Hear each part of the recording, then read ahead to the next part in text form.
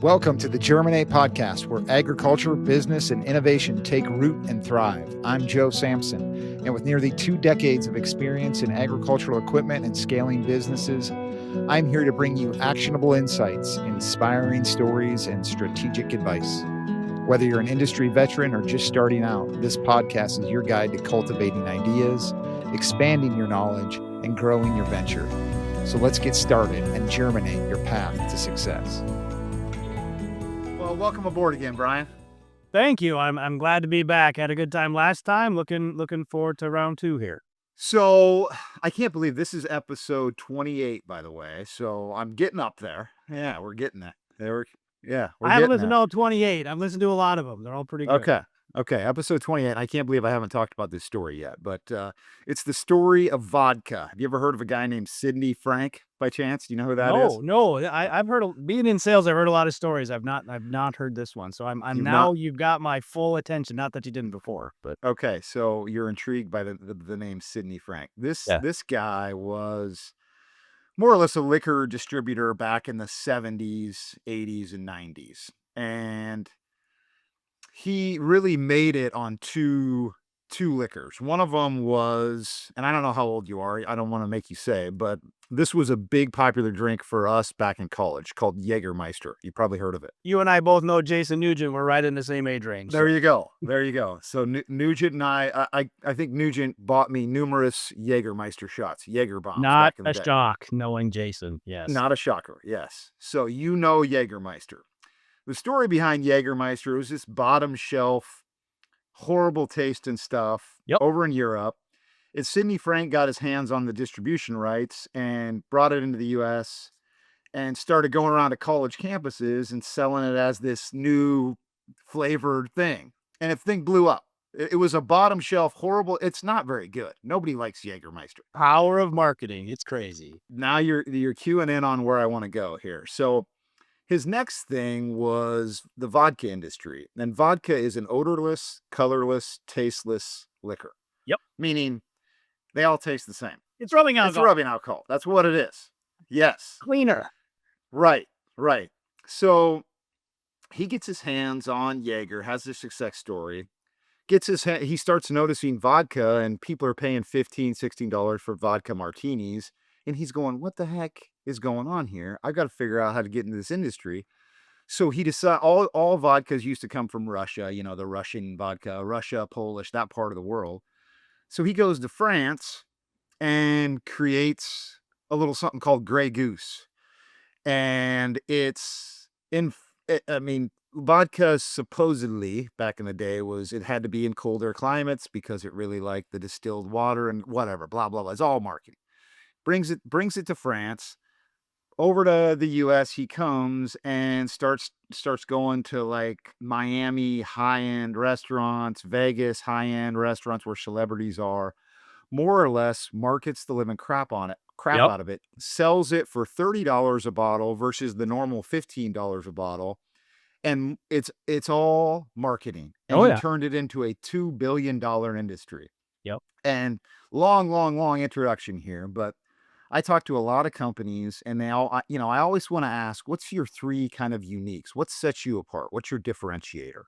And almost always the word quality comes in one of those 3 uniques.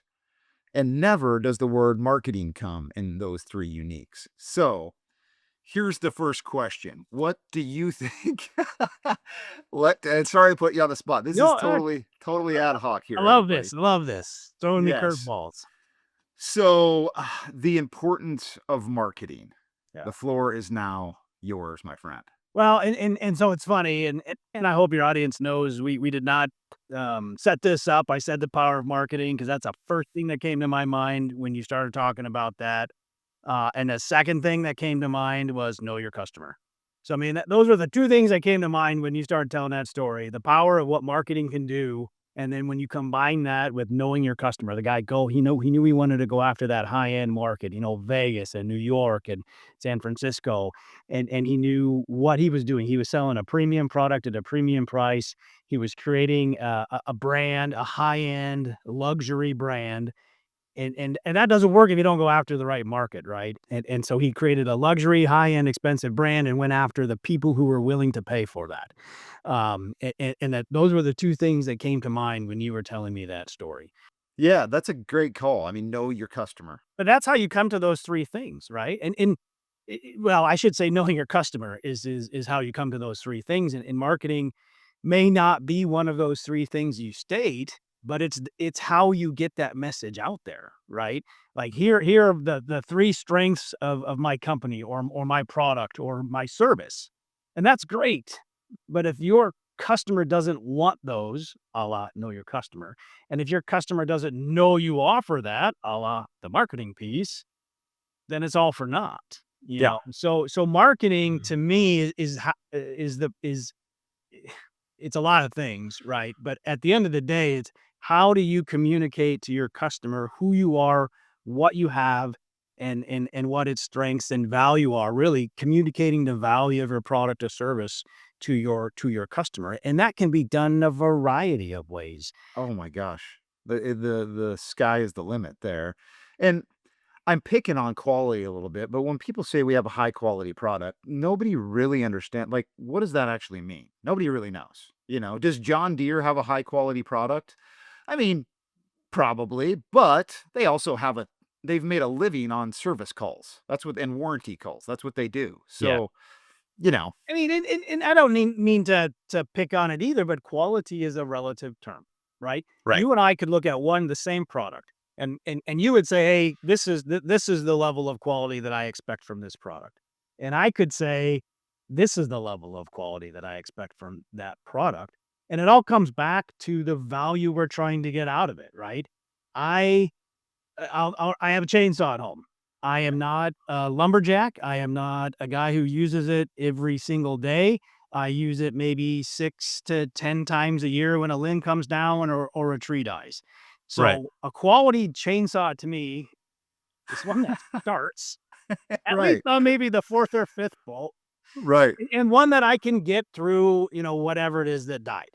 Right. That's quality chainsaw to me. The quality chainsaw to me, there is no way a lumberjack or a contractor or a landscaping guy, there's no way they would touch it. They'll be, that is crap. I'm never buying it because it won't last day in, day out, 6 to 8 hours a day. So you can say quality, but it all really comes back to that level of value the customer wants out of that product, and then the quality needs to meet that level. Yeah. Yeah. I totally agree. And I think you hit on something, like I said, some of these things just come to my head, but you hit on something that I think is super important when you say you got to know your customer. You in the lumber or in the chainsaw story, you're cutting a limb down when a storm comes, maybe twice a year. A guy clearing a forest out is using that thing, 12 hours a day. Yep. Totally different level of quality, but once again, two different customers as well. Yes, you're both buying a chainsaw, but Absolutely. yeah. So, what in your experience, how much time, how much energy should one spend on the knowing your customer, ecosystem, I guess, if you will? A lot, quite Yeah. honestly. So I just hired a new salesperson yesterday, Okay. and we were talking through kind of, hey, what does the first 12 months look like? What are the expectations? And the first thing I said was, I fully expect you to visit every single customer in person within the first 3 months. I mean, and that might be a little different depending upon the territory. Some guys have a few big accounts. Some guys have a larger territory with a lot of small ones. But that Mhm. was the very first thing I told him, was to go physically meet with your customer, sit down, understand their business, understand their needs, how they use Mhm. our product, how we fit with them, how we partner with them to help them solve their problems. And that was the number one thing I told him. I said, you're going to have a lot of trainings, and we've got HR trainings, and we got processes trainings and product training and all other kind of stuff. And that all has to be done, and it's all good. But that needs to fit in to your schedule of visiting your customers and understanding what they need. I mean, that absolutely was the first thing I told them. Is just kind of coincidence we're talking about this. This was literally a conversation I had yesterday.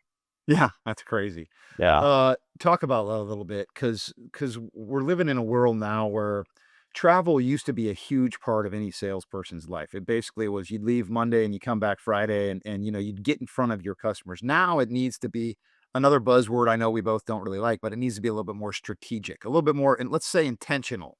Yep. Let's say you got to go there with a purpose. Yes. So you tell your new sales guy you just hired, whatever it was last week, hey, I want you to go visit these customers face to face Yep. and talk about the point of that. Why do you think that's important?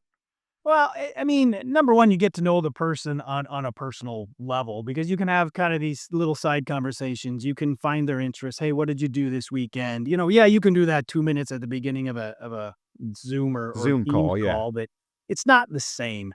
And you have a little bit more conversation. They meet you at the door. They walk you down the hallway. You chat in the lobby. Gives you opportunities that, hey, can you just, would you mind if I just, you swing me out to your manufacturing floor or out to your R&D center? Can I at least see where this product's going or where this service is being used? You can do things like that. And I always tell my sales people, and I'm not telling you to create a personal connection because we're trying to like leverage that, but having Right. a personal relationship or connection to your customer will help you get through the bad times. That will happen. It is inevitable. Something will happen, something will break, something will be late. It just, whether it's on the customer side or on the supplier side or the service side, what something's going to happen. Yep. And it's going to get a little dicey. And if you have a good solid relationship where you can sit down and say, "Hey, Joe, I know this is going on. Here's my perspective. This is what I think your perspective is. Let's get it out and let's just hash this out, you and me." That is a lot easier if you and I know each other on somewhat of a personal basis and build some level of trust. And that's going to get you through it. And that's why it's so key. You can't build that over Zoom and over calls and over, you sure as hell can't do it over email and text. No. Gosh, no. And not to get into the whole younger generation, I don't know how the hell they date doing all that stuff, but at some point they still have to meet in person, right? Right. And, Right. that's what I tell my guys, and it's really hard because it's so easy to do everything virtual, and you really have to come up with that specific it's not even a strategic reason. Find a value add reason to visit them in person, right? I Right. always say take them out to lunch, but even that's hard now. Yeah. Delivering Right. samples, doing a demo, bringing a pen, a poster, a whatever, a catalog product manual, even though they don't use those anymore. Yeah. I mean, it's a lot harder now to get in It front of is. people but you've gotta do it. And everybody's calendar is so tied up with meeting after meeting after meeting after meeting. So, I tell guys a lot of the times too, like, don't, don't just show. We used to be able to show up just, hey, we're here, I'm here, I'm just, you can't do that anymore. You've got to earn that time on their calendar and then, make the most out of it. Yep. Have a little bit of preparation beforehand. I'm not saying you have to come in with this giant outline of this is all the things I've got to get checked off this outline to make sure this is valuable, but you've got to have an intention to go there. Yep. Be it like your sales guy you just hired. I want you to introduce yourself, let them know who you are, let them know a little bit about your background, and then find out about them. What makes them tick? Do they like pepperoni pizza or sausage pizza? Sometimes it's that easy. Yeah. Like golf, football, tennis, boating, Right, skiing. right, exactly. I have a lot of my girls are in dance and cheer. That's a great way to connect because if they've got daughters, they're dance and cheer. If they got boys, they're probably in some kind of extracurricular activity. Oh, if you got kids, find the in. There's got to be some kind of commonality. Yeah, exactly. Use the in, use that in as something that it's relatable. Yeah. And it's you showing a little bit of interest in their life. Oh, you've got a daughter that's in dance. Hey, so do I. How do you Yeah. like going to those dance retreats all every weekend? Dance dad, let's do it. Do you wear the shirt? Do you wear the dance dad shirt? Yep. My daughter's not in dance, but I have a really good buddy who's way involved in actually a couple of good buddies. It's a thing. I'll go on a little tangent here. I had a customer, it was great. He raised Berkshire hogs, and Okay. and my father-in-law doesn't. He raises cattle, but and that was enough of an in. Hey, farm, cattle, Berkshire hogs. He would market them here in Des Moines, and we'd talk ag. So I had to schedule probably anywhere between an hour and 2 hours. And we would Right. spend 95% of the time talking about his Berkshire hogs and his farm and trailers and shoots and, "Oh, yeah, my father-in-law tried that," or, "I helped him with this on the farm," we'd spend a whole time talking about that, and within the last few minutes, it'd be like, "Oh, yeah, we probably should talk about that PO or that contract." I'm like, "Yeah, yeah, yeah," and then it was like, "Well, yeah, here it is." Right, right. Not all of I mean, that was kind of the extreme, but you establish that connection, people want you to come in because, "Oh, yeah, For I sure. wanna see Brian, I wanna talk to him about my hogs," or, "Oh, I wanna see what is how I know he was doing that dance recital with his daughter, I wanna hear how that went." You establish Yeah. that connection, it's a lot easier to get in. And it makes, selling those new products a little bit easier to get in the door, or maybe throwing a price increase at them, or maybe talking that you're gonna be a little bit late on that order because, "Oh, we had some production issues," or whatever. It makes all those conversations a little bit more palatable to all these customers because, hey, you've earned the relationship at that point Correct, in time. and that's why I Yeah, say it's because 'cause you've got the relationship and you've built a level of trust. When you come in and try to sell a product, they say, "Oh, okay, I trust Brian. I've got a level of trust here. right. I trust that when he's telling me this product will do it, it will do it." I trust Brian that when he says, "Hey, listen, I'm really sorry. I have to get this price increase. Here are the costs, and here's the drivers, and here's the facts." I mean, they're probably still gonna challenge it a little, but you've already built up a level of trust where they realize, "Okay, I trust Brian. I'll haggle because that's their job, and we got to negotiate. But that's what makes it easier. I tell my guys like, listen, that personal relationship, you're not bribing people, you're not leveraging it, but you're building a level of trust. So those conversations are more transparent and believable because you have that base of trust to fall back on. Yeah, man, it's so important. Everybody talks about the relationship aspect of agriculture, but in my opinion, that's still in every industry. It doesn't really matter where you're at yeah, it's not just the good old boys of agriculture. It's any industry. But you have to earn it. You're not gonna be able to earn that on a Zoom call or an email. You've gotta put the effort in at the beginning, specifically like with your new guy. I want you to Yep. go around, travel, see all these people. I don't want you to sell them a thing. I just want you to get Correct. to know them and them get to know you. And then we can start inching into, okay, here's some packages we put together for you that are tailored specifically for you, customer, Yep. because I know you and you like whatever. You like this and that. Now, those are earned things that just take a little bit of time, and that's part of being a good salesperson. You're earning that trust. Oh, absolutely, and that was part of my conversation yesterday. I said it's difficult getting in to see people now, especially with all the virtual tools. But being the new sales rep is the best time because you can say, Yeah. "I'm your new rep. I'm here to support you. I would like to come in and introduce myself." And 9 out of 10 times, people are right away, "Yep, yep, come on in. I'd like to meet you if you're the sales rep." It's the best time and easiest time to get in to see people. It's your in, man. It's your in. And it's all part of knowing your customer as well, which is kind of circling back to this. We got on a major tangent there, but I think it's a good one because there's a lot of salespeople probably listening to this going, "Oh, I'm struggling," or, "Oh, I don't." Uh, how many times have you seen salespeople go in and it's, "Hey, Paul. Hey, Tom. Hey, Becky. Hey, Sarah.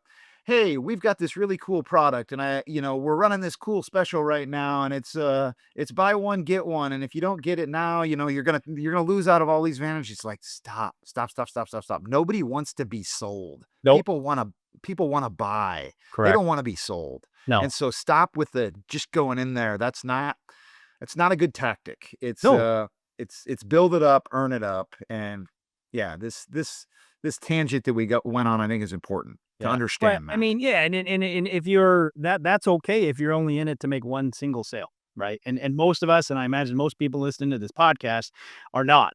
They're in it for the long term. They want the repeat sale. And buyer's remorse is a real thing. We've all experienced it. And as soon as somebody has buyer's remorse, they're probably never going back to you because they realize you No, sold them on a bill of goods they didn't need.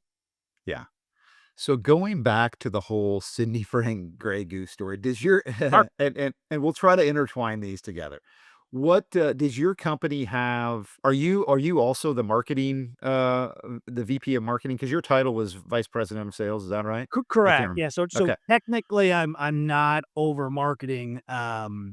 We good. are a large global company that's pretty well known. And that's why I say marketing is different for everybody. Some companies need to market heavily simply to get their name recognized. Most of the people listening to this probably wouldn't recognize my company, but if you use my product, you absolutely know it. Oh, for sure, for The sure. marketing for us is a little bit different. But in some previous roles, I was heavily involved with marketing and getting a startup's name out there. et cetera. So, regardless of whether the sales and marketing are in one division or one group or separate, you are absolutely going to be working together. Again, because when it comes to marketing, it starts with knowing your customer, because then you know your customer, you know the right type of marketing to do. So Yeah. even if they're separate, the marketing team's not going to succeed without that customer information from the sales team. Yeah. And let's get into, I guess maybe the reason I brought this up to the start is it's a common objective with a lot of salespeople is, I can't sell anything because we don't market it. Our marketing sucks. And, nobody knows our product and they always know the other guys. And it doesn't really matter. Our marketing team sucks. And it's one of the very common objectives that I hear all the time is our company doesn't understand marketing. Do you hear that one from your salespeople? I do, and my Yeah. immediate response is, "Okay, what do you need? What do you want? Yeah. Tell me. Yeah. If you don't think we do a great job at marketing, that's fine, but you need to follow it up with, what do we need to do different? What is it that we're not providing to you that you need? What is it Yeah. that your customers are asking for? If we don't do a good job as a company marketing, what have you done as an individual to market on your own?" And you better be prepared to answer those questions, because it's real easy to point the finger. But Yeah. if you don't have a solution, I kinda don't wanna hear it. What's kind of the point of bringing it up? And I've always said I'm kind of an advocate for separating the sales and marketing today. I Yeah. think there's marketing geniuses out there, and relying on the experts to do that Yep. is the way to go. Sales and marketing is a different tool, but they are so they go hand in hand. Yeah. There has to be the message has to be clear for the salespeople and the marketing people, and then you're all singing the same song. Yep. So you're right. That feedback is super important. If the sales guy is just saying our marketing sucks, well, you're going, well, tell me what that means. What do you need? What's bad about it? Yeah, what are Yeah. we missing? Where are we going at? Does that mean we're going after the wrong target group? Does it mean we're sending the wrong message? Does it mean we're not doing some form of marketing that we should be? You gotta take it the next level. Like, what is it that we're not doing, or what is it that we're doing wrong? Or again, what do we need to change, right? Yeah. Specifically. There's a lot of good marketing companies out there. Some of the best in the world. One of them's in ag. One of them is John Deere. They're fantastic Oh, at it phenomenal. One of the strongest brands in the world. in the world. In the it's crazy, and really you can go into some of the seed companies as well. They're really strong branders and marketers as well because they get the life cycle of their customer. That going back to knowing their customer, they know that their customer might be a 5-year-old kid whose dad's driving a John Deere, whose his dad drove a John Deere, and his dad drove a John Deere. So guess Yep. what? We're gonna make a toy for that 5-year-old kid because we want him to be a customer someday, or we want her to Yep. be a customer someday. Yep. Um, Yet not a lot of companies try to copy that model. Everybody wants to be John Deere if you're in agriculture, specifically if you're in ag equipment, but they don't really copy the model. They say, "Oh, we gotta focus on this and this and this, but we're not gonna marketing and all that. It's meaningless. It doesn't really count." What's your take there? I laugh. That's why I started doing. Yeah. I mean, John Deere has had a phenomenal marketing strategy for well over 100 years, right? So part of it is, okay, you wanna be John Deere, you have to be in it for the long haul. Mhm. You can't have this short term, "I wanna be Deere in 2 years." It's gonna take a long time. Maybe not 100, but 20, 30, Yeah. 40 years to build up that reputation, and then it's gotta be continuous and repetitious and building upon. You got to have that long-term plan. Like, here's where we start to get our name out, and then this is what we want to build our brand on, whether it's what the product or service is. This is what we got to be known for, and you got to back that up with what you say, and you got to stay the course. It's not going to come easy, and it's not going to come real quick.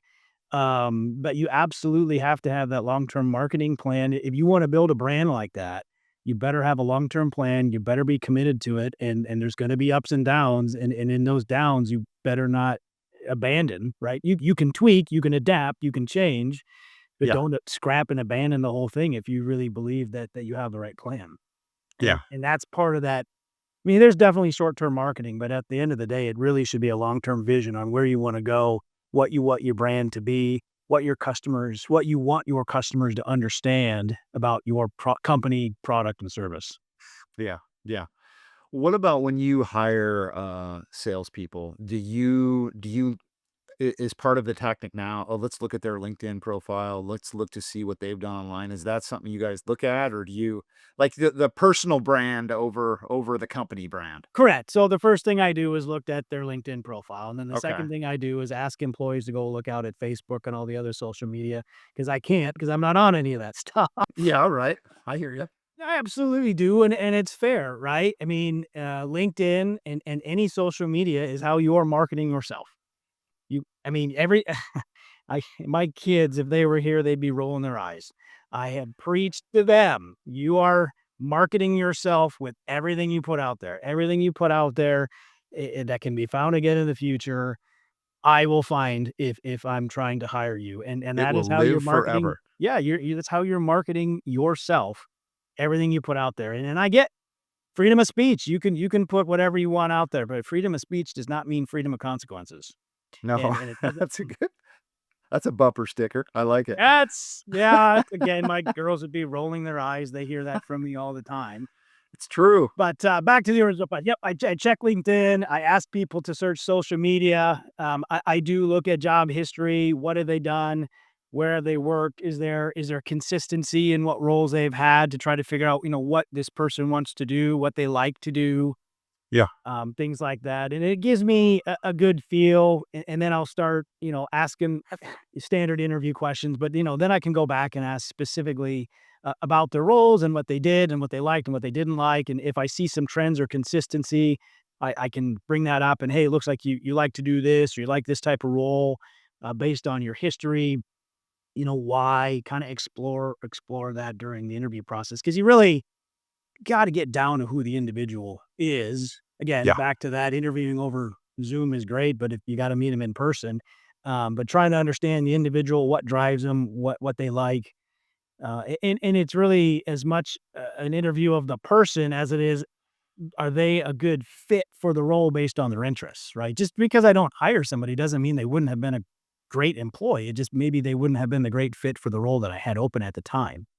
Sure. Yeah. Once again, knowing your role, knowing your customer. Once that, I think, our employees are our first customer. So you have to Yeah. understand, you know, we hear a lot about EOS terms. I can't remember if you know EOS. Do you know what EOS is? No? Okay, good. Don't worry about it. It's an overblown, and I'm probably going to get some flack for this, but EOS needs to be updated. It's called Entrepreneurial Operating System, a book by Gino Wickman called Traction, and it's a way for small businesses to sort of run their companies. Yeah. Provides a vision, provides all these tactics, but a lot of it was done in the 80s, and those things are, they need to be re-cleansed and rewired. There's some Yeah. principles that matter, but one of them is you gotta have the right person in the right seat. And that means a lot of things, but it's once again knowing your customer, knowing the role. And when you're looking and searching for salespeople for a specific role, there might be some green flags that you're looking for. We talked about this last time. You like, Yeah. hey, if you were an athlete or something, that's kind of that's maybe a green flag. Let's go ahead and let's talk to this person. What about do you have any specific red flags that you see? Yeah, I mean, and again, it's to each their own. But I mean, if I see somebody who kind of changes jobs every 1 to 2 to 3 years, that's typically a Isn't red that the flag. norm these days, though? Unfortunately, I do see it a lot more, and it Yeah. doesn't mean that I won't interview the person, but Yeah. you can bet we're going to dig into that real deep. And why did you move? You went to this job, to this job, to this. You had 3 jobs in 5 years. Yeah. Seems a little odd. Can you explain what happened, why the move, and why they didn't work out, right? I will absolutely will give the person a chance to talk through it, but that definitely jumps out at me. Yeah. And the second thing, and again, to each their own, but people might hate this. I can absolutely tell when AI has written your resume. Please don't. If you apply for a job for me, if you see Brian Kreifels as a hiring manager, do not have AI write your resume. You can have AI maybe do the first draft, but there's got to be some of you in there. And I can just tell. I can tell. I can tell. I can tell. I can tell. And I will ask you, did AI write your resume? And if you admit it, I'll give you credit. If you don't admit it, then you lose a lot of points. But Yeah. It's why I check LinkedIn and why I have people check social media. I want to know who you are. If you have AI Yeah. write your resume, you're not really telling me who you are. I'm not getting your style. I'm not getting your the feel for how you communicate, right? And it's just Yeah. that's another red flag for me. It is. It's a pet peeve of mine, and that's definitely a red flag. And another red flag is when I always stop in the middle of an interview and say, "Now's your time to ask questions." Because if you wait till the end, you won't have time. So I always tell them at the beginning, "Hey, it's an hour interview. At the 30-minute mark, I'm going to stop. It's a 2-hour interview. At the 1-hour mark, I'm going to stop." And if their first questions are about what's the work from home policy, what's the pay, what's the bonus structure, I mean, those are Yeah. all important. But if those are the first things you're asking me, then again, you're marketing yourself that you're really not interested in the job or the role or a career. What you're interested in is what's the initial pay and what's the kind of work from home policy I'm going to get, et cetera. If you ask me about the territory, the sales, the product, the opportunity, How do you grow it? Yeah. What's the what 5-year what would a plan? Yeah. Yeah. career look like here? Yeah. Those are all things I want to hear that you have genuine interest in the role. Yeah, And green flag, green flag, green flag. Anytime you start talking about, hey, this is what here's some things that I've been thinking about before the job. Have we ever looked into the Dakotas? I've noticed we've never been yeah, in that territory. I have some good context there. What's the story there? yep. Boy, those are green flags like crazy because they're actually interested. They're excited. Yeah, I love that, Or if man. you don't have any questions. "Oh, no, I don't really have any questions." That's Right. a red flag for me too, because it means you really haven't looked into the company, you haven't evaluated the role. Maybe you haven't been listening to me, which is fine, I'm used to that, lots of people don't listen to me. Yeah. But yeah, no questions is almost just as bad. Actually, it might actually be a little worse. Hey, folks, let's pause the podcast for a second to talk about one of the companies making the Germinate podcast possible. Want to give a huge thanks to GBGI. Here's Mark Adams. Thanks, Joe. At our shop in Chardon, Ohio, every part we build is made with precision. From the CNC machining to the final inspection, we don't rush because we know your customers can't afford failure. If you're a dealer or OEM who wants reliability built in, give us a look. GBGI, built to spec, built to last. Learn more at gbgiusa.com. GBGI, grow with us. And one of the things I told you earlier, my son was going out for the golf team, and he's really never played much golf his whole life. And I was like, well, here's one request. And it's not a request. This is almost a demand for me. Because we talked our last podcast. We were both athletes. I was never the tallest, fastest guy, but effort was something I knew I could control. Yeah. So, like in basketball, I was sort of the defensive specialist. Defense is all effort. That's all you do. You Oh, get yeah. on the floor, you get scrappy, you go for it. So I told him, I'm like, man, you got to put the time in. You're never going to be a good golfer if you don't swing. And effort to me is noticeable. I can see it in people. I'm sure you can too. Like somebody comes to an Yep, interview and doesn't ask you a single question. Dude, he or she did not put the effort in, and that drives me bonkers, man. yep. Bonkers. Put the effort in. It's something you can control. There's a lot of things in life we can't control, but that's one of them. Yeah, and it's kind of funny, it and reminded me, so, I mean, I set sales KPIs, Yep. these are all the important things, and then inevitably somebody be like, "Well, what's the threshold? What's the minimum?" And I said, "Well, that's kinda grade on a curve," is usually what I say, and, if 40 call reports, to you is good, okay, but if the other half of the sales team is doing 80, it's not gonna be very good. And they're like, "Well, how do I know what's right?" I'm like, "Well, talk with your peers, see what your peers are doing and match their effort," is what I always say. I mean, it's funny to use Yeah. that word. I always say match their effort. If you're matching the effort of your peers, or especially the top ones, you're probably gonna do okay. And it Yeah. comes down to a lot of that. And I always laugh because they want a number. What's the expectation? What's the floor? I'm not gonna give you the floor. There is no floor. Grade on a curve. Yeah. And, but to your point, put the effort in. If you're gonna do something, you might as well put the effort in, and do it.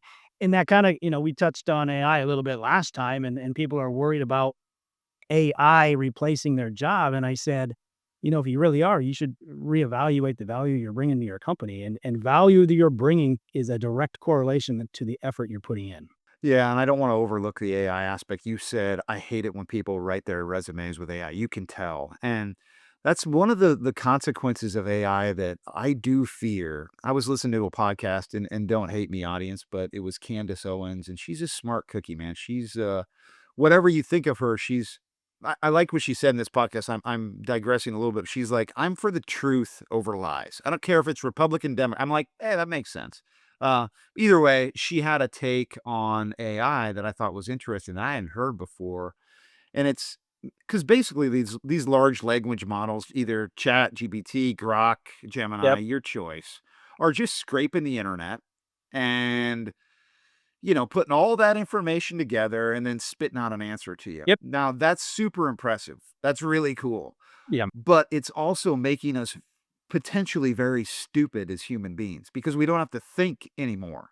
You're not thinking, well, what does Brian's company want to see on a resume? I was always taught, tailor your resume a little bit towards the job that you're trying to get. Once again, put a little damn effort into it. Don't just throw 100 resumes out and see what sticks.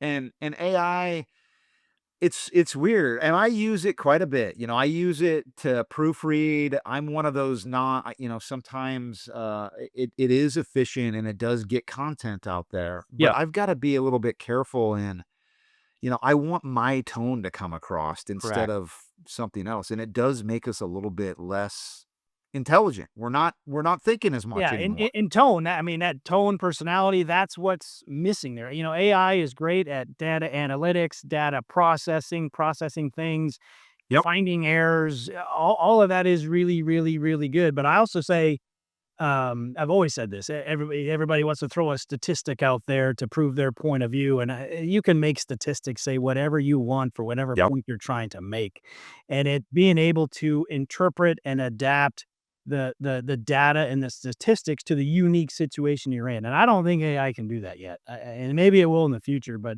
if you just use AI to do data analytics and it spits out an answer, and you take that as the truth, you're gonna make way more mistakes than you did not using AI because it just can't adapt. Yeah, that's super intelligent, and one thing for sure it can't do is replace a relationship.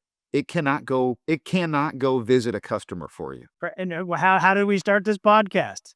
Build a Right, exactly. relationship, meet the Right. customer, make a connection. That's exactly right. It can't do it. And I don't see a future in that it can ever do it. There's no possible way. It might be able to super efficiently create the itinerary and schedule. So you can, instead of making 5 sales calls in 1 week, now you can make, I don't know, 50 because you're so efficient and you have AI laid out the map for you. And if you follow that schedule, but you still got to walk into that store or that customer or that whatever and say, hi, my name is Joe. What's your name? Thanks so much for taking my call. Want to go out to lunch? Yeah. Break some bread together, whatever, Yep. can't do that. And It's a- and and it's- the, and the cynics listening will say, no, there's these chat bots and they'll have social conversations with you. It's no way. Come on. Nope, sorry. Come on, man. In the No day, it's chance. fake. There's no heart there. There's no heart. At There's the no end heart of the there. day, we all have a heart and a spirit, and I don't care what you do with AI. AI will never have a heart and never have a spirit. Well, and it's the one thing that sort of connects us. I go down this road sometimes, but I think it's probably worthwhile to go down here. It's the one thing that connects us as humans, is that heart, is that soul of ours. I mean, whether you believe in Christianity or not, let's like it or not, our calendar is based off of it. Yep. AD means after death means after Jesus' death. So we're in the year 2025 for that reason only. Yep. Like it or not. But what I find very interesting is that my grandma, her name was Beulah, my mom's mom, maybe the salt of the earth. She was the nicest person, slight of maybe my own mother, and really honestly my own wife now. And I'm not just blowing smoke. They're like really kind people. But my grandma Beulah wrote in a journal for like her entire life, basically a prayer journal. Mhm. So I've been going through that every now and again. She passed away like 20 years ago, but it's fun to get that out. And she's saying, "Dear Jesus, today is a struggle. I'm really worried for my kids today because Joanne's got to try out for the dance team, and she's really concerned." Same exact stuff that we're talking about today, right? Yep. We share that same connection. I shared the connection of Jesus Christ with my grandma Beulah. She shared it with her mom. She shared down to a generation we don't even know about. And to me, that is fascinating. And I went on a major tangent here, but man, AI ain't taking that away. There's no chance. It's not, and, I mean, I was gonna give the example, we talk about we're competitive guys, we like sports and everything. I'll take it back to Yeah. golf. Your son's getting into golf, and that's awesome. I got all my daughters into golf, and I've golfed my whole life, and I'm a super competitive guy, and I really like to win at what I do. But watching my daughter win her first golf tournament was the most joy I've ever had. Watching my other daughter hit her first home run was throw anything I've ever done in my entire life out the window, and that was more enjoyable and exciting for me to watch.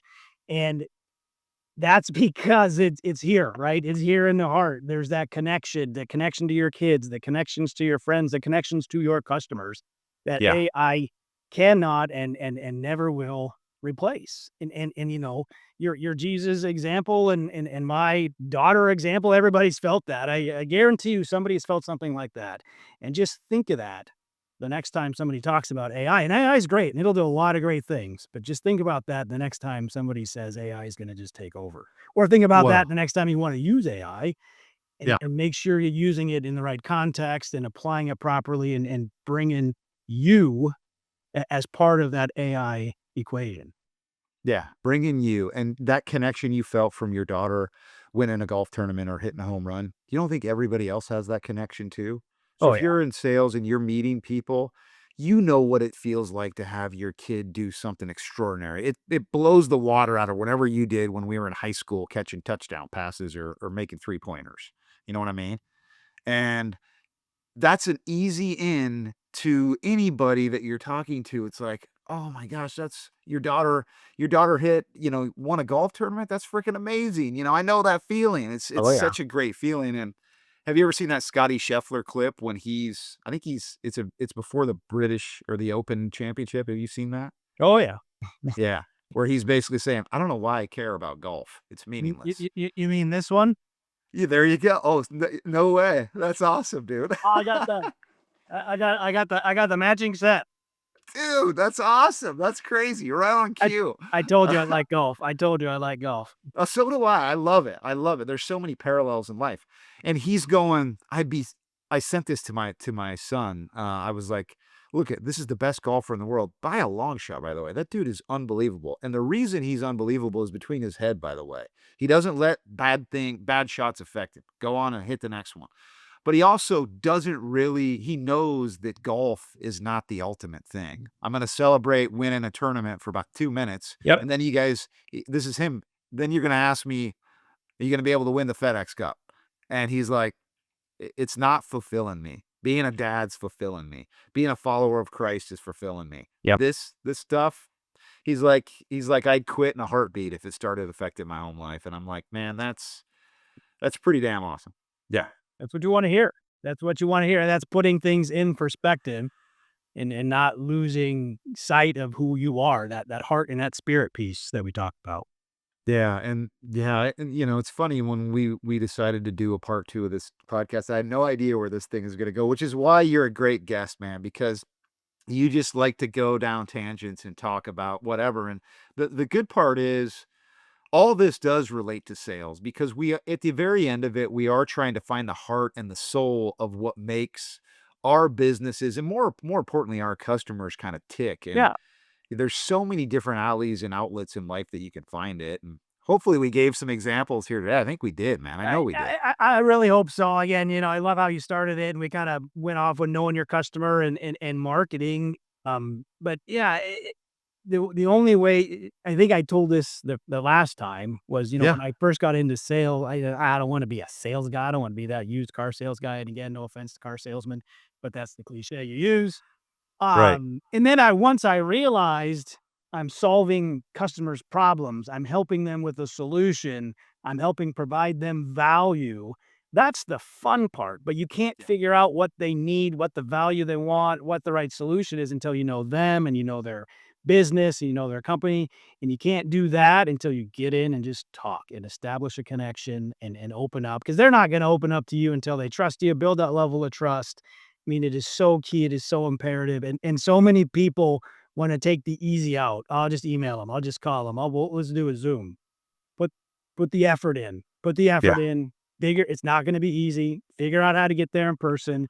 Establish the connection. Establish a level of trust.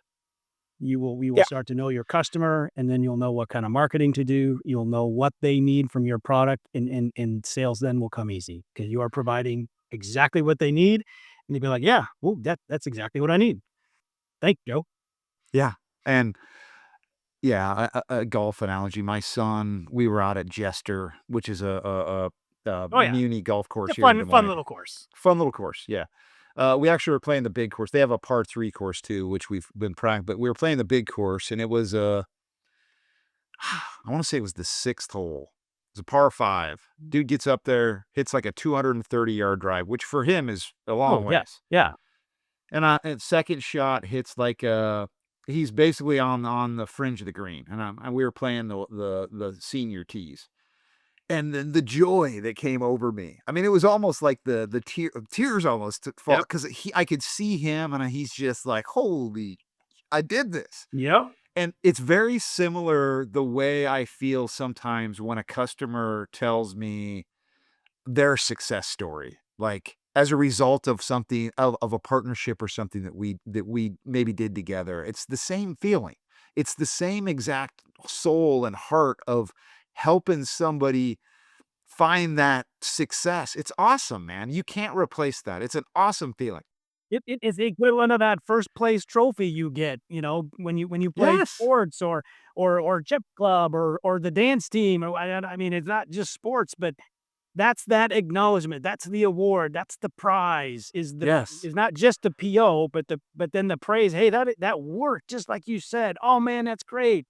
It's a great feeling. Not as good as seeing your kids succeed, but pretty cool. Pretty close. No, it's just whatever if that's some sort of let's break it down into some science. If there's some sort of a chemical that gets released in yep. your brain, it's the same chemical that gets released. The It might endorphins be a get little, flowing. yeah, exactly. And it feels like, yes, we did this. Now, good salespeople can let that go and move on to the next, kind of Scotty Scheffler style. Let it celebrate the high for a little bit. Don't get too stuck in the lows. Move on to the next.